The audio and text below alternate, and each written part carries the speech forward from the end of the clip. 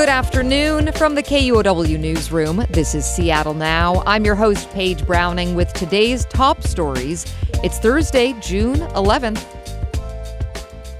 It's a dark day in Southwest Washington and broadly for people who work in mills. The causes of death came out today for the 11 people who died in the paper mill tank implosion in May. They all died due to chemical burns, and at least 2 of them also sustained injuries that contributed to their deaths. One of the accident victims died in Portland after getting rushed to the hospital, and federal officials with the U.S. Chemical Safety Board continue their investigation in the May 26th implosion. In the aftermath of that tank implosion, officials have found thousands of dead fish in the nearby dikes and ditches. The fish are reminders of the extreme toxicity of the white liquor that spilled.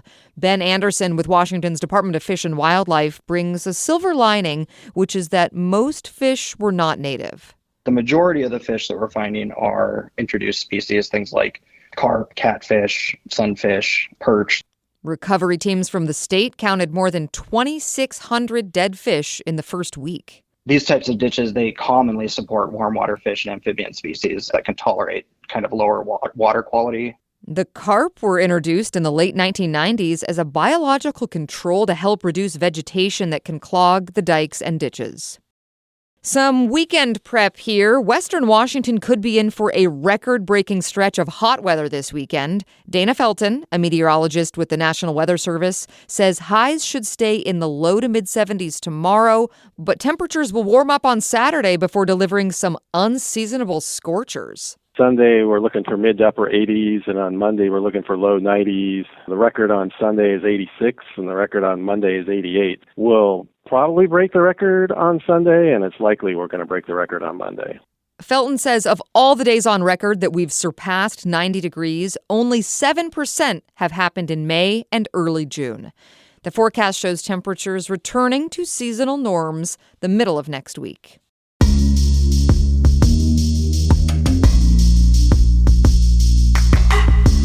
A block of news about what's going on around the city, starting in Ballard. Sound Transit laid out some next steps on the long-anticipated light rail extension to Seattle's Ballard neighborhood. Casey Martin has the latest. The transit agency wants to assure Ballard residents the plan to extend light rail to their neighborhood is not dead. There's just no money right now to build it. The Sound Transit Board voted last month to balance their budget. That plan prioritizes West Seattle and some stops in the Rainier Valley. There is money to design light rail all the way to Market Street in Ballard, but right now there's only money to build it as far as Seattle Center. If they find the money, Sound Transit says they could start laying tracks to Ballard by 2034, years behind schedule. The agency is set to release a firmer timeline on the Ballard line sometime in August. Casey Martin, KUOW News. Across Seattle, fans of Mexico's national soccer team turned out at watch parties for one of the first games of the World Cup today. Gustavo Sugrero was at one near the Seattle Stadium.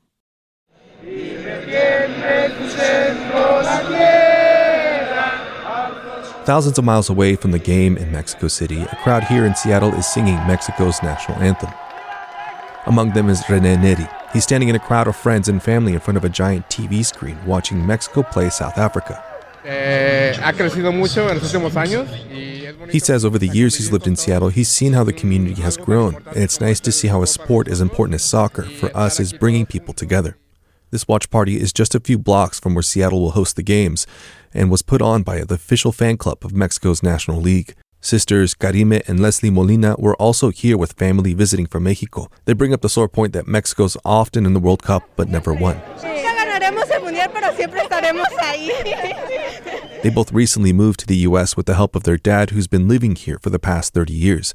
Leslie says for them, this World Cup comes at a hard time for many Mexican Americans. She says it's an exciting time, but it's also difficult with the topic of immigration enforcement affecting people close to us. With the World Cup, we've seen we're not alone, and there's a greater Mexican community here. Mexico won this one 2-0.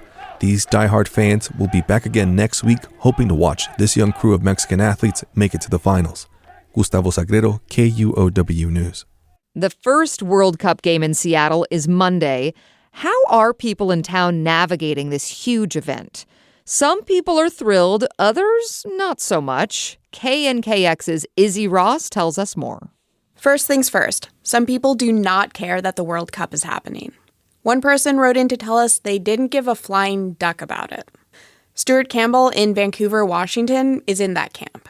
I just think the World Cup is hyped up a great deal, and I can't get away from it. I feel a little trapped by it. Others took a stronger stance. A few told us they're actively avoiding the games.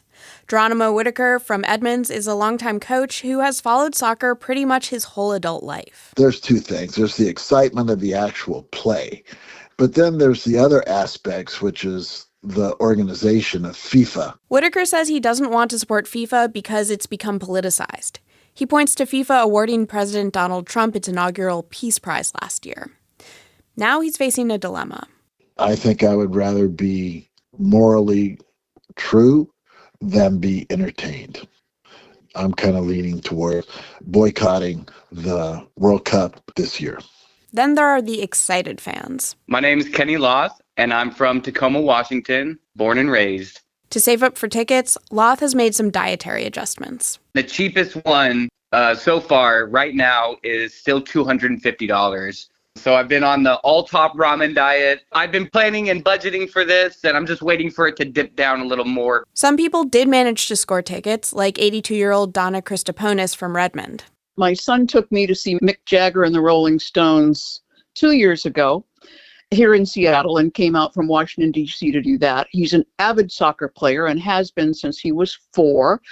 So the idea that the World Cup was coming and that this would give me a chance to reimburse him, if you will, is what we're doing. Christoponis and her son are going to watch Belgium play Egypt. She says they don't care who wins. They're just hoping for a great game. I'm Izzy Ross reporting.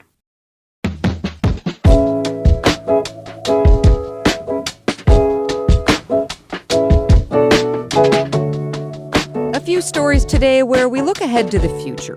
On the U District, wildflowers, and first, Washington's money problems. Washington State's Office of Financial Management is warning agencies that a business-as-usual approach won't be enough to balance the ledger next year. Spokane Public Radio's Owen Henderson reports. The office usually sends out a memo during summer budget season. It's not unusual for OFM to tell agencies it's a tough year, revenues are challenging. This definitely had a different tone. State Superintendent Chris Rakedahl criticized this year's spending cuts, and now he's worried education will lose more state funding. OFM's memo blames inflation and population growth for driving up costs. Meanwhile, forecasts show revenue likely won't cover maintenance of current programs. So my first thought was they have huge cuts to make, and it's going to be really hard. And secondly, they can't touch basic education. Rakedahl says much of the spending growth comes from the state backfilling human services that the federal government used to provide. He argues one way to cut overall costs while maintaining constitutionally mandated education spending is by asking counties to provide some of those human services. Next year will mark the third legislative session in a row where Washington lawmakers have faced a significant deficit. I'm Owen Henderson reporting. The future of a couple wildflower species is not looking so great. Now there's a push to list the rough goldenweed and Palouse goldenweed under the Endangered Species Act. Scientists with the Center for Biological Diversity are petitioning the U.S. Fish and Wildlife Service to protect these two rare wildflowers found in the Pacific Northwest. The nonprofit says northwestern bunchgrass prairies are one of the most endangered ecosystems in North America. And finally, save the date for a few months down the road. A trial run of car-free days on Seattle's University Way is back on. The group, the Ave for All, says the city's Administrative Review Committee unanimously approved their plan for a pilot project to block vehicle traffic on the street this fall. The city rejected an earlier permit application citing objections by some U-District businesses. Organizers say they'll announce the new dates soon. Next time on Seattle Now, it's Casual Friday. The World Cup is upon us, and the city's made a lot of changes to get ready, including those fancy new public bathrooms. I didn't really need to go, but I just felt like I just want to try. I want to see what all the hype is about. Hear that and more Friday morning. That's not all for today from the KUOW newsroom in Seattle. First, I have to share a happy happy birthday to the guy who makes this show happen. Softball first baseman, indie music critic, Mariners fan, our producer, Andy Hurst. Happy birthday. And I'm Paige Browning. Seattle Now and KUOW are members of the NPR network. We'll see you later.